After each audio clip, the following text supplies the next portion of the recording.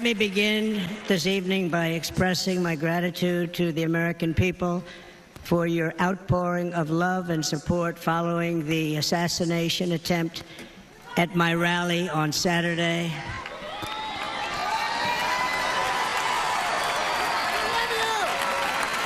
As you already know, the assassin's bullet came within a quarter of an inch of taking my life.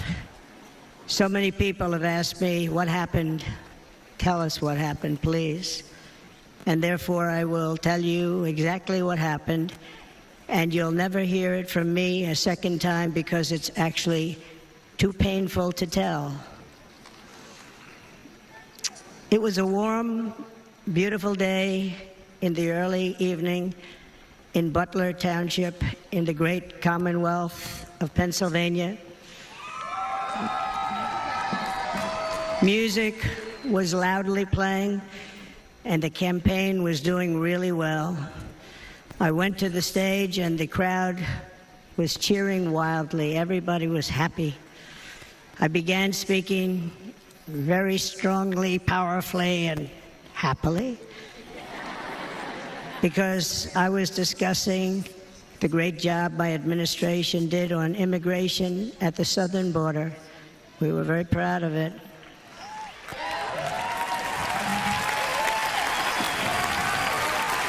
Behind me and to the right was a large screen that was displaying a chart of border crossings under my leadership.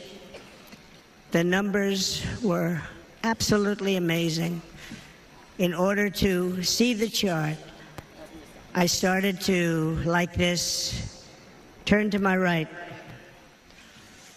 and was ready to begin a little bit further turn, which I'm very lucky I didn't do, when I heard a loud whizzing sound and felt something hit me really, really hard on my right ear.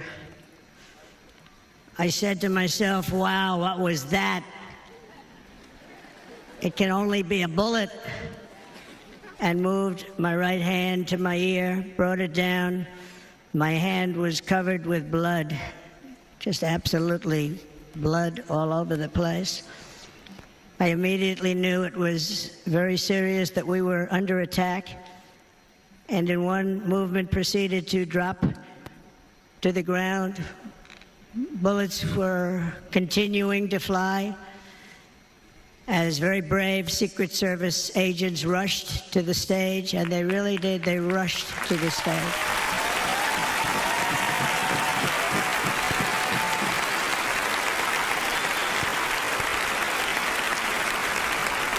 These are great people, at great risk, I will tell you, and pounced on top of me so that I would be protected. There was blood pouring everywhere, and yet, in a certain way, I felt very safe because I had God on my side. I felt that.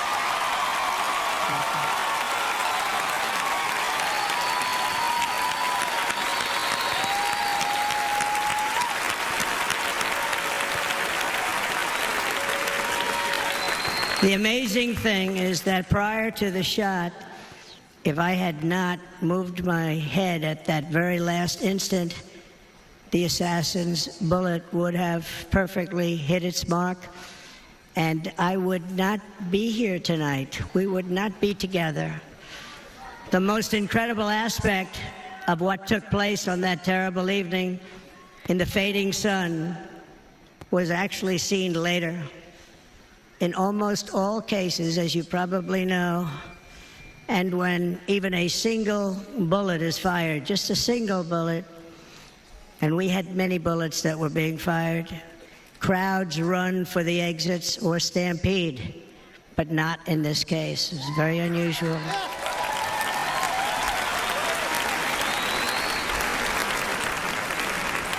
This massive crowd of tens of thousands of people stood by and didn't move an inch. In fact, many of them bravely but automatically stood up looking for where the sniper would be. They knew immediately it was a sniper. and then began pointing at him. You can see that if you look at the group behind me. That was just a small group compared to what was in front. Nobody ran, and by not stampeding, many lives were saved. But that isn't the reason that they didn't move. The reason is that they knew I was in very serious trouble. They saw it. They saw me go down. They saw the blood and thought, actually most did, that I was dead. They knew it was a shot to the head. They saw the blood. And there's an interesting statistic. The ears are the bloodiest part. If something happens with the ears, they bleed more than any other part of the body. For whatever reason, the doctors told me that. I said, why is there so much blood? He said, it's the ears. They bleed more.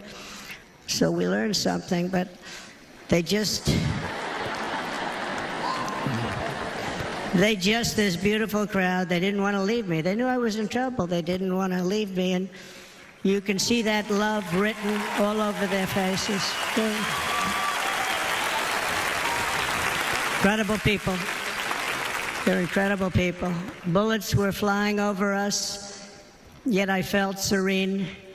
But now the Secret Service agents were putting themselves in peril. They were in very dangerous territory. Bullets were flying right over them, missing them by a very small amount of inches. And then it all stopped. Our Secret Service sniper, from a much greater distance and with only one bullet used, took the assassin's life, took him out.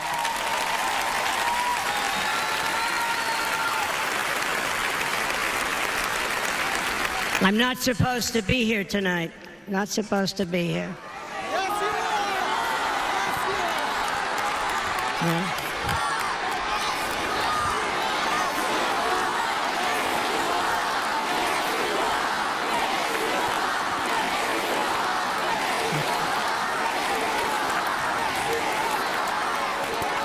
Thank you.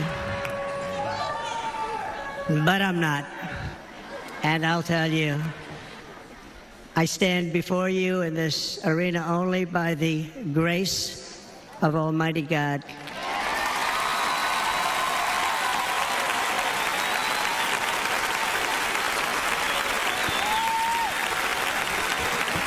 In watching the reports over the last few days, many people say it was a providential moment.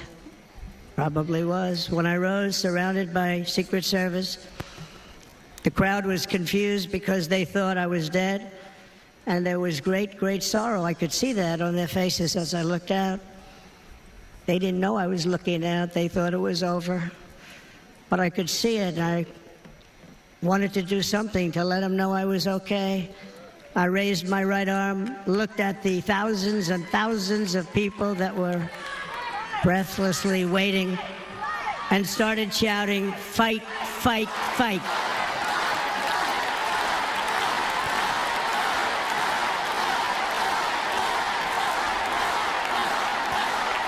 Thank you. Once my clenched fist went up, and it was high into the air. You've all seen that. The crowd realized I was okay and roared with pride for our country like no crowd I have ever heard before. Never heard anything like it.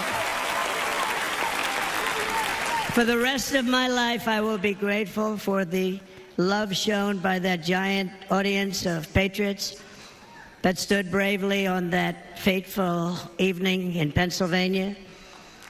Tragically, the shooter claimed the life of one of our fellow Americans, Corey Comparator.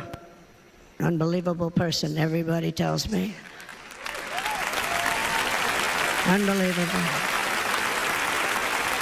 And seriously wounded, two other great warriors. Spoke to them today. David Dutch and James Copenhaver. Two great people. I also spoke to all three families of these tremendous people.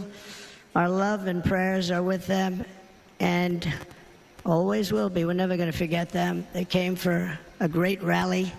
They were serious Trumpsters, I want to tell you. They were serious Trumpsters, and still are.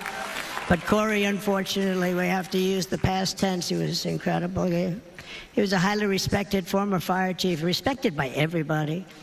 Was accompanied by his wife, Helen, incredible woman. I spoke to her today, devastated, and two precious daughters.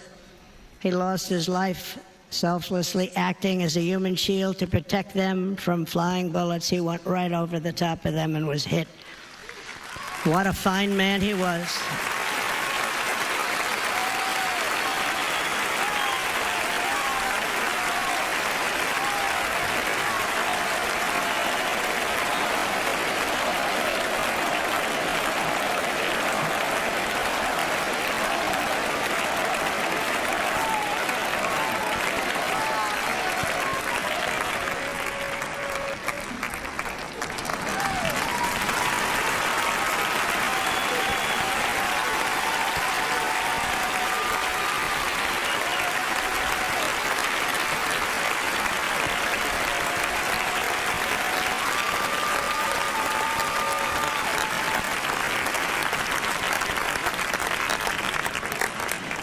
I want to thank the fire department and the family for sending his helmet, his outfit, and it was just something, and they're going to do something very special when they get it. But we did something which cannot match what happened, not even close.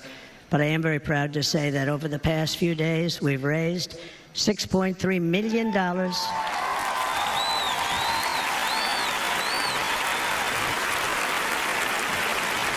for the families of David, James, and Corey, including from a friend of mine just called up. He sent me a check right here. I just got it. $1 million from Dan Newland. Thank you, Dan. And again, when speaking to the family, I told them, I said, well, I'm going to be sending you a lot of money, but it can't compensate. They all said the same thing. You're right, sir. We appreciate so much what you're doing, but nothing can take the place in the case of Corey. And the other two, by the way, they were very, very seriously injured, but now they're doing very well. They're going to be okay. They're going to be doing very well.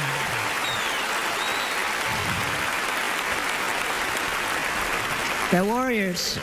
So now I ask that we observe a moment of silence in honor of our friend Corey.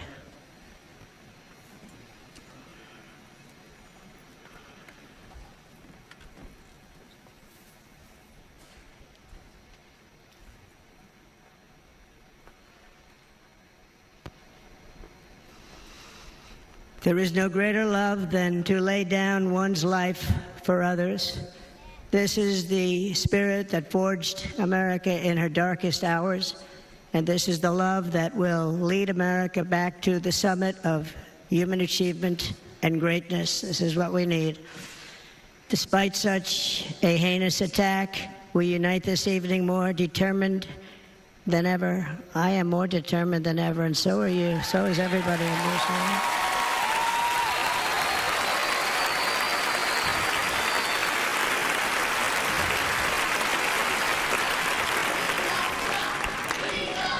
Thank you.